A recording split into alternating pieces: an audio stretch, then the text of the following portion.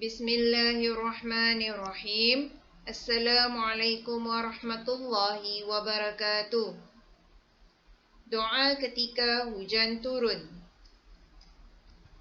Bismillahirrahmanirrahim. Allahumma sayyiban nafi'a.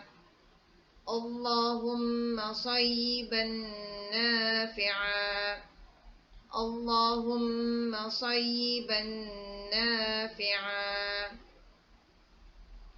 Ya Allah, curahkanlah hujan ini lebat-lebat, tetapi hendaklah memberi manfaat.